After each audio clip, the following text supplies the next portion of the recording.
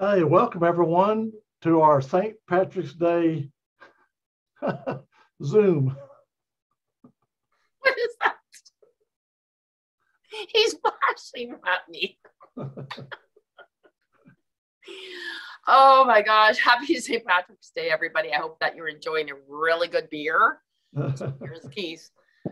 Oh my God. See, I decided to go to a pool hall, right? I've got all my little four-leaf clovers. They're not four-leaf, though. This is really bothering me. They seem to be just three, don't you think? Mm-hmm. They sell you three-leaf clovers? Aren't they supposed to sell you a fourth one? Wait a minute. There's something itching. It depends. No, it's still a three-leaf. Dang. Welcome everyone to another celebration.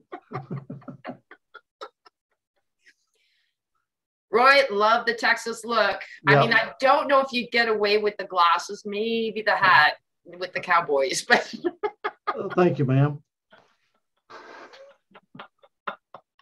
I love it. Well, this is a day that we celebrate. Do you know any history about St. Patrick's and why that they... The only thing I know is he ran all the snakes out of Ireland. That's the only thing I know. Yeah. So. And then the green and the gold and, I mean, I'm not 100% sure. Maybe we should probably Google that and figure that one out. Yeah. But, it gives everybody a day to celebrate and to drink a lot of beer, green beer. What happens the next day after you drink the green beer? I guess you have green pea. I don't know. I don't know that. Honest to goodness, I do not know that, but I do have. Okay, there were a couple of guys that I went out with, and we went out celebrating, and I didn't drink the green beer, but they did, and they go, "Do you know we pea green?" And I'm going, "Oh my gosh."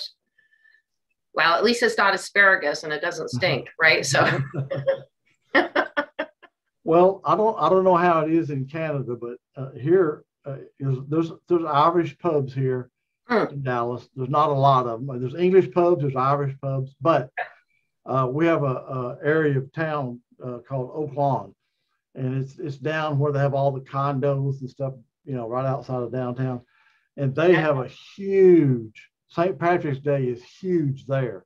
They have got this mega super parade, and it's kind of like a pub crawl. Because all the bars and stuff are down there where they do the route. I mean, it's a big deal here. Can I say to you, any pub, even if they're not Irish in Canada, will celebrate St. Patrick's Day. Yeah. It's a celebration. It's about drinking beer. It's about getting together. I love it. Even if you don't know the history of it, most people don't.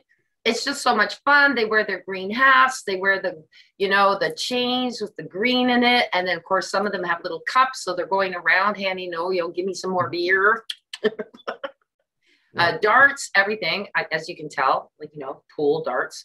But it's just a fun day, and everyone wears, well, not everybody, but if you're in the spirit and, if somebody's wearing green, odds are they're going to end up at a pub that night. No. Well, because, I mean, when we were kids in school, that was a big deal to wear green on St. Patrick's Day. If you did, everybody in school would pinch you when they saw you.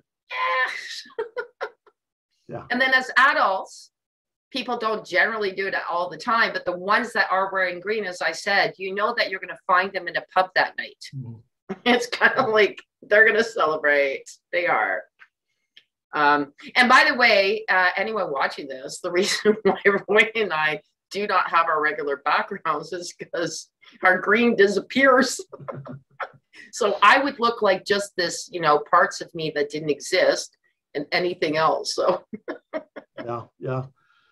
So yeah, if you can't wear green with the green screen. Certain things work.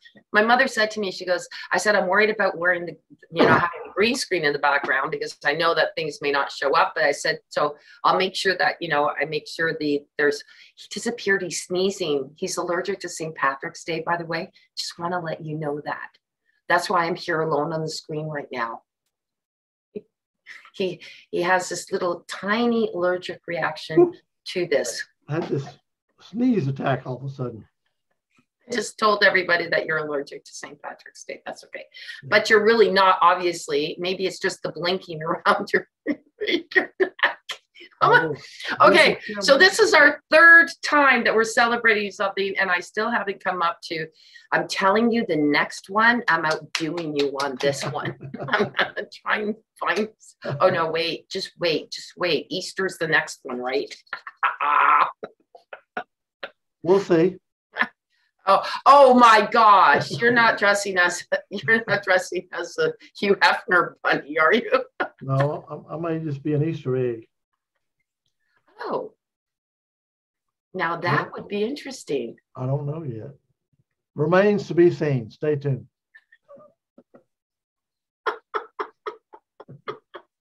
This is so much fun.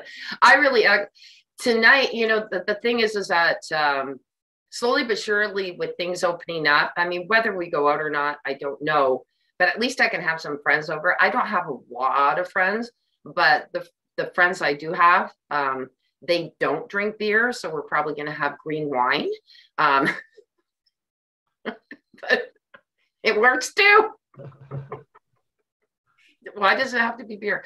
Actually, I don't mind beer on a nice hot day in the summer. Really is refreshing. Or if you want something lighter, because wine can actually be, they say wine is light, but it's not as bubbly as beer. That's why people, I guess, who drink beer are more bubbly than people who drink wine. Do y'all do like any kind of celebrations other than getting drunk? I mean, do y'all have contests or like best leprechaun or whatever? Yeah, we in the ones that are really, you know, they really get going on that. The other thing too is that they have these different challenges. So if you're playing darts in there, you know, and they do the beer challenges a little bit more than on your usual night because it is a celebration. So, you know, like the loser, like those type of games and stuff.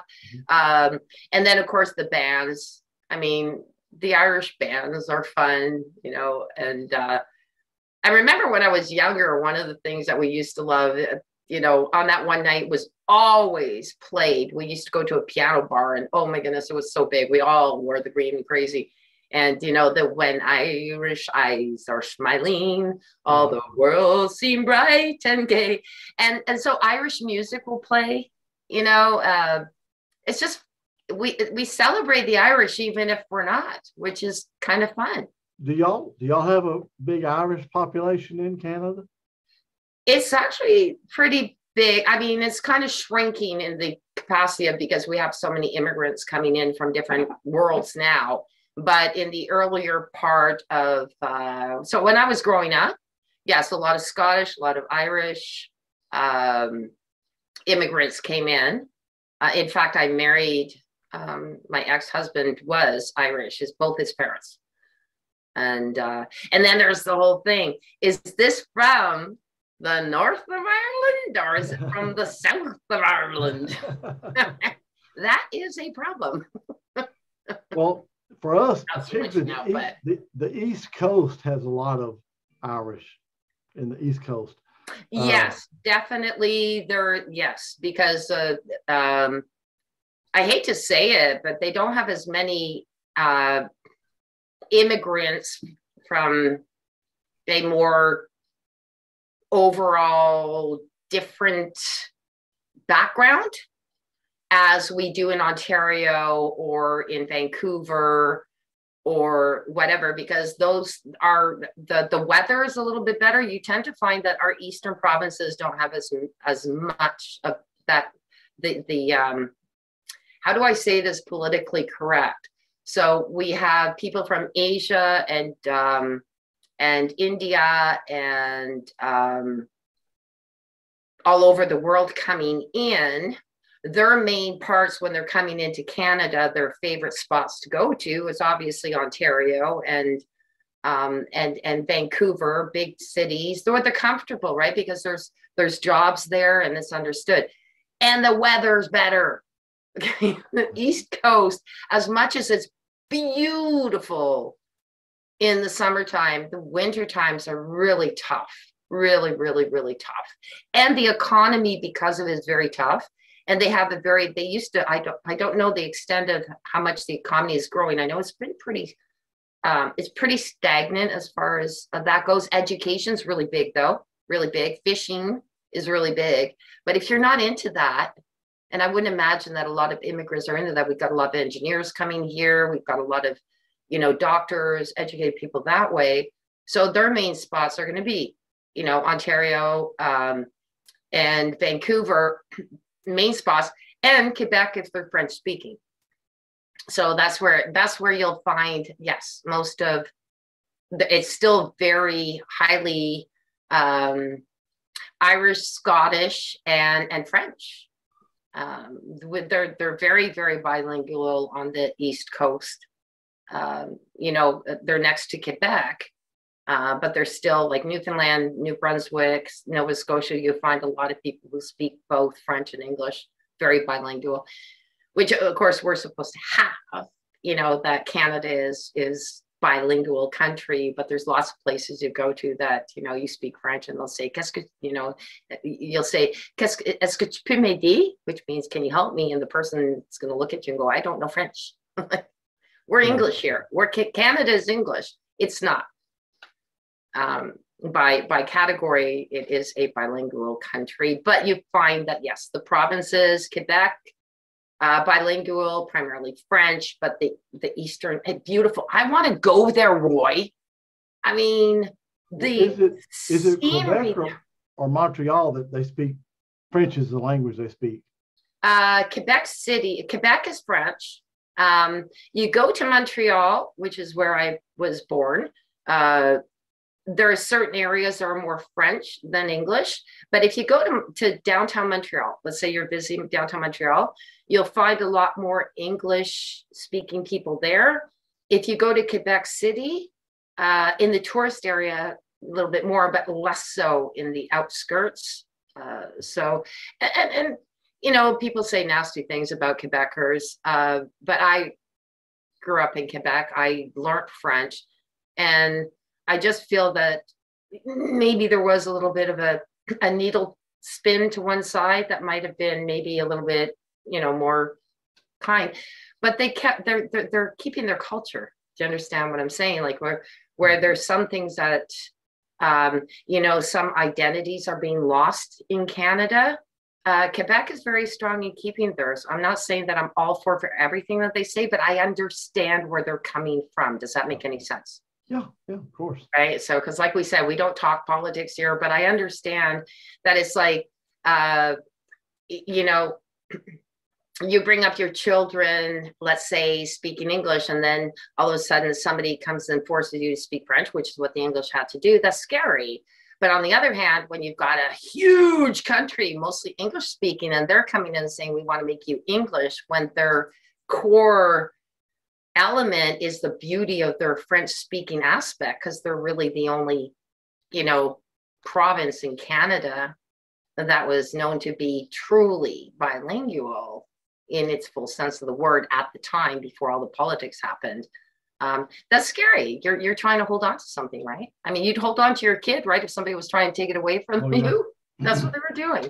And unfortunately, politically, it went a little bit too far, but I understand where it all came from, is what I'm saying. Yeah. But yeah, no. But we do have a lot of the people in the East like to party. I love it. They're the most wonderful, down-to-earth people I've ever met. And can I say that to 100% of them? No, but every single one of the ones that I've met have been. Just, yeah.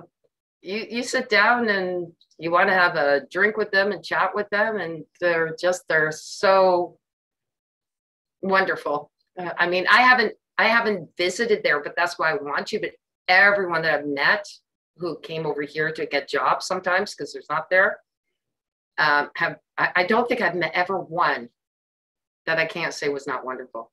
I know we're talking about Canada here, but it really is like, it really is. We were particularly, what is it? So why do you call it, right? Like Nova Scotia, right? So new, it's basically Scotia is Scotland. So that's New Scotland, Newfoundland. And there are a bunch of Irish came in here. And even, you've got Cape Breton, you've got Nova Scotia, Newfoundland, and Prince Edward Island. A lot of the people from Ireland and Scotland, landed there. And I think what they liked about it too, there's a lot of the landscapes are very similar to where they came from. Yeah, because they brought that with them. Yeah. So you look at the greenery of Newfoundland and New Brunswick in the summertime. I guess once the wintertime hit, probably scared the hell out of them, but because you don't get that in Scotland and Ireland like you do in this area. But yeah, it's fun though. I do have to say that Canada is kind of interesting because you've got every aspect of all these different countries in one country with a whole bunch of them. I said to my daughter before, like I said, we get a lot more immigrants and it's changing the scope of our world. I'm not saying there's anything wrong with that, but it really is making a change. But one thing that we do know is you've got the place in the East that's like the Irish and the Scottish and that. And then you move on and then you've got more like a France. And then you move forward that to, I wouldn't quite say London and England, quasi, and then you've got the flatlands. Some you in the U.S. would understand, and then we've got and the U.S. is very similar to that too. And then you go to Banff, and you've got like a Switzerland, and you got the fondues going, you got the skis going, you got the Rockies going, all that in one country. That's amazing. Yeah.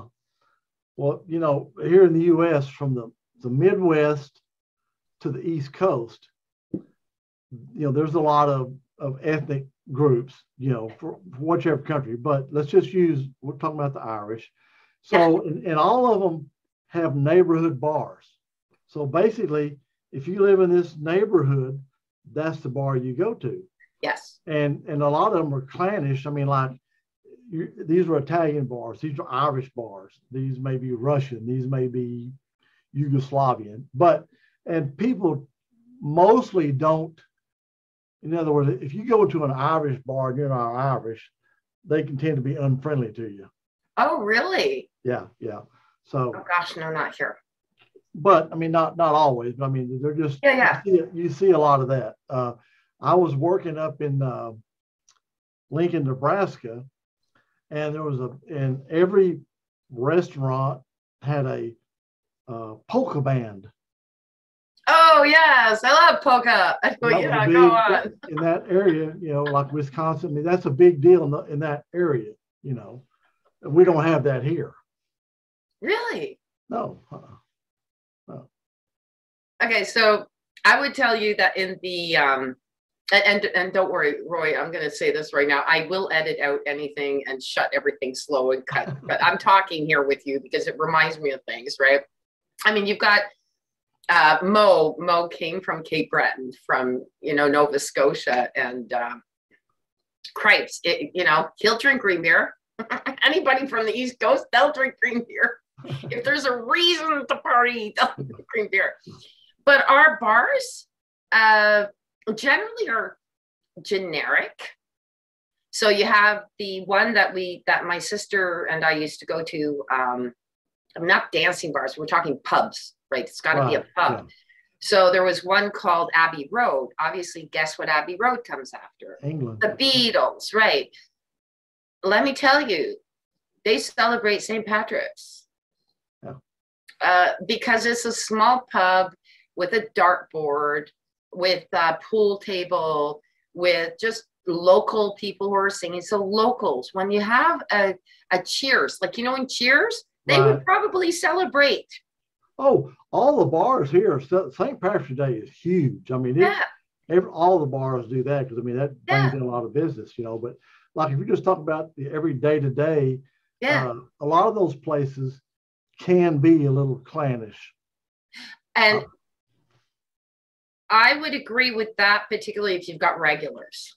Yeah. Like if you've got, let's say, your regulars and you're willing to, celebrate St. Patrick's Day, but I don't think you don't feel as at home there because they all know each other anyway. It's like Cheers, where everybody knows your name, and you walk off the street and they're looking at you going, the heck are you doing here? Yeah. Yep. You have to go where they're familiar with you to have the best time. Yeah. I would say that's my opinion. Yeah. But I mean, when it comes to St. Patrick's Day, it's a party. Yeah. It's a party and everybody's out there. It's a big deal. But I think maybe the people that are Irish might take it up another level. I would think so. Because they're from Ireland. So celebrating their heritage. Now there's some people that say Texans are kind of that way. What do you celebrate the most, though? Okay, that's what I was just thinking. Like, I have a Scottish and a French and Italian background, but I don't think that there's anywhere on the calendar that says a celebration that's so renowned as St. Patty's. Yeah. That's what's really interesting about it. Like, this is a global thing. You don't have like something, okay, maybe the haggis thing and Burns. That used to be bigger. They used to celebrate John Burns. I should know, I'm Scottish background. And the haggis, you know what a haggis is, right? Yeah, haggis makes me gaggis. Right. And that used to be really, really big, and that's really deteriorated. Italian, I haven't been around. I mean, what is the one thing that we hear pretty well across, Canada and the US about Italian? Come on. I mean, I know when there's sports, yes, but. Yeah, but they have a holiday. What is it? And I can't remember, but I know like in New York City, up there where they have a big, huge Italian area, they shut everything down and do right. But what I'm saying is it's about not saint. It's some saint thing, but it was a big deal. But that's what interests me about St. Patrick's Day is that it's all across Canada, all across the US, and probably Europe, obviously in Ireland. I think it's one of the biggest ones because, like I said, you don't say, "Hey, it's like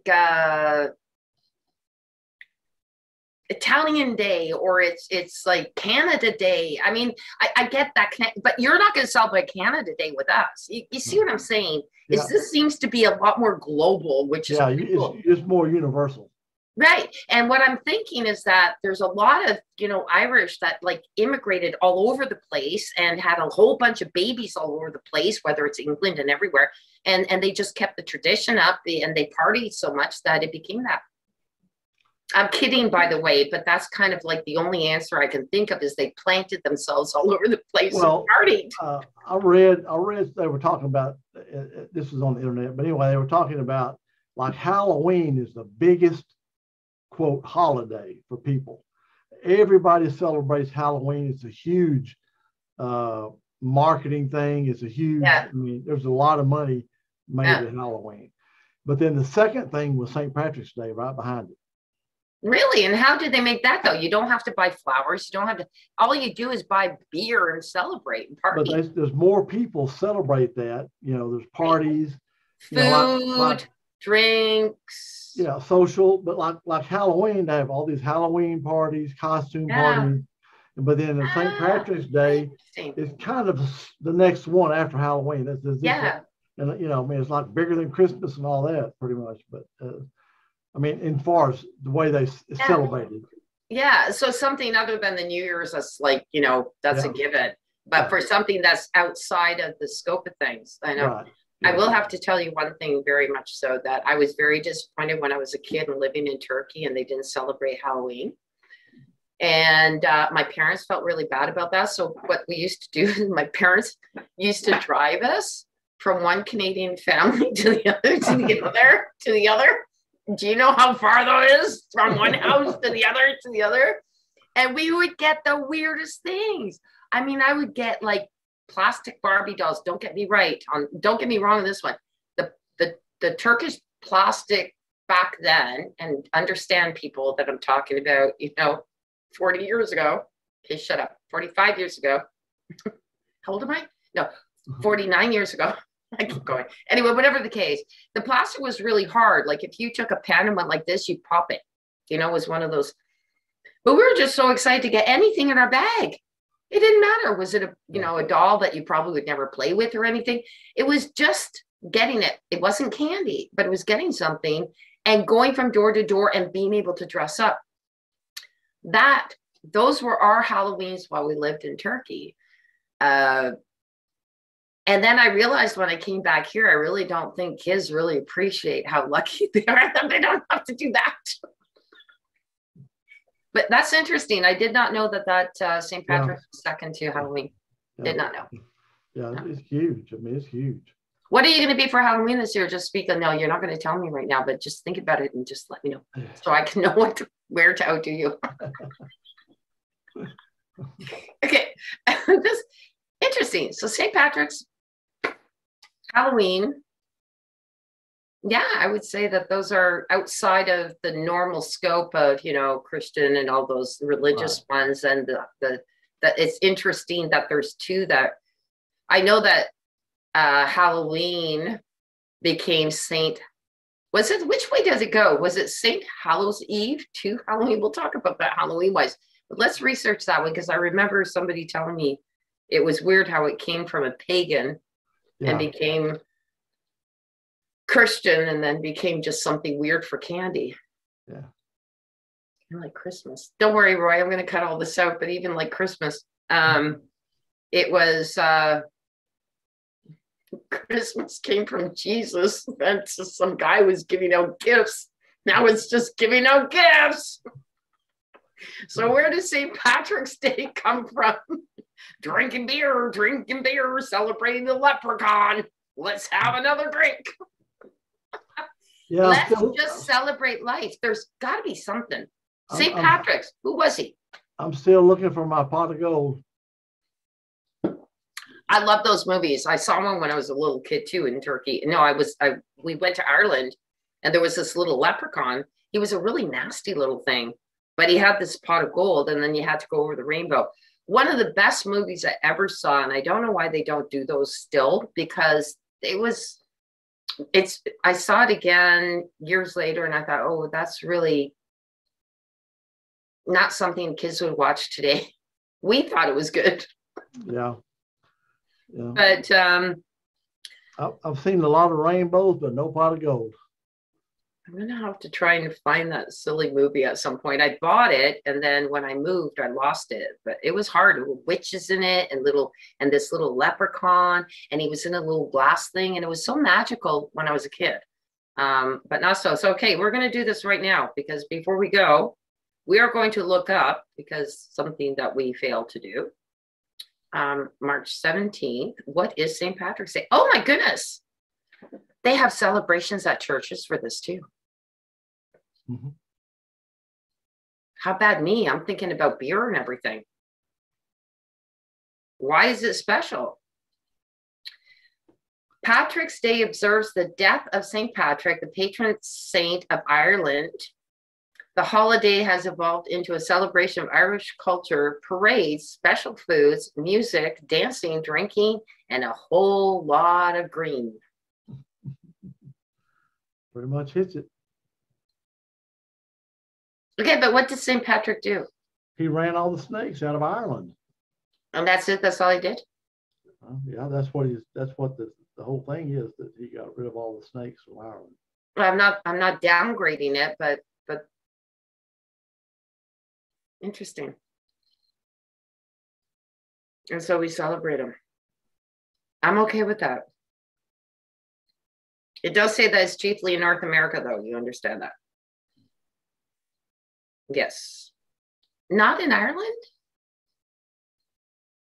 Okay, I'm not doing a history lesson here, but I want to learn more about it. But yes, you were asking about this.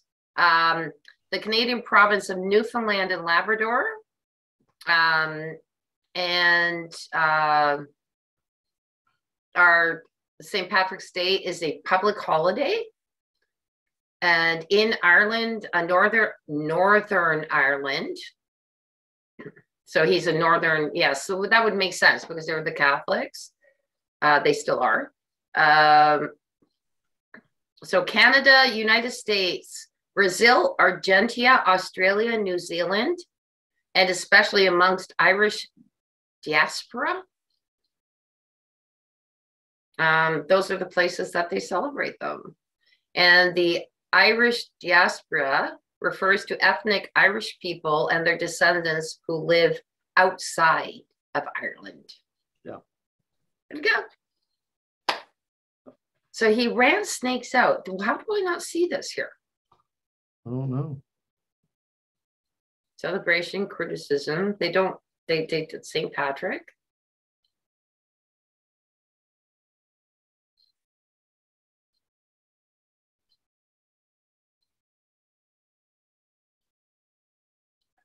Okay, we're going to do a really quick thing because I'm going to edit all this, but there's what we're going to say here.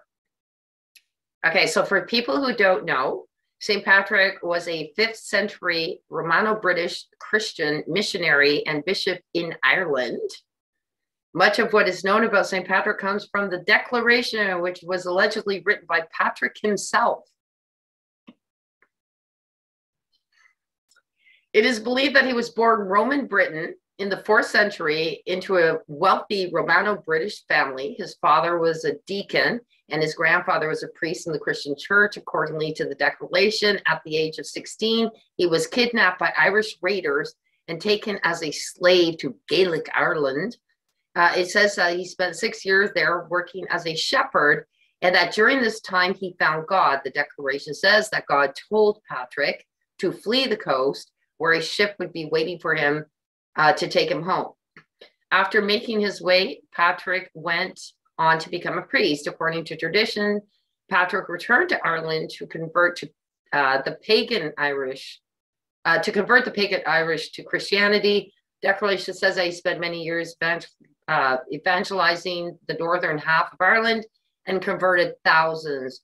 Patrick's effort were more eventually turned into an allegory in which he drove the snakes out of Ireland, despite the fact that snakes were not known to inhabit the region.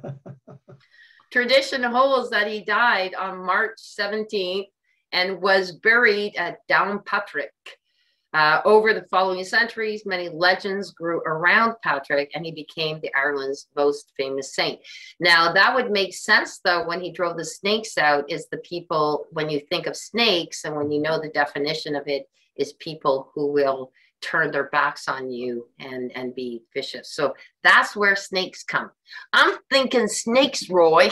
Yeah, crawling, slithering snakes. I'm thinking slithering snakes. He's thinking about like the devil kind of snakes, the people who were destroying. Yeah. Very cool. So there we go. We just got our lesson on St. Patrick. We know now St. Patrick's Day, what it's all about. And you heard it here first. Right? Cheers. Happy St. Patrick's Day, Roy. Happy St. Patrick's Day, everyone. Thank you. Take care.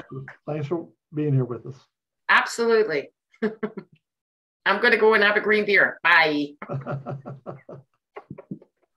Okay. You want me to stop recording here? You can do that, yeah. I'll take this off because it hurts. I'm hot. This is hot. I'm going to do a lot of editing and splicing and putting it together. Don't worry about whatever I said. I'm not going to be talking about Canada too much. I'll bring in a little bit of the East Coast. But if we don't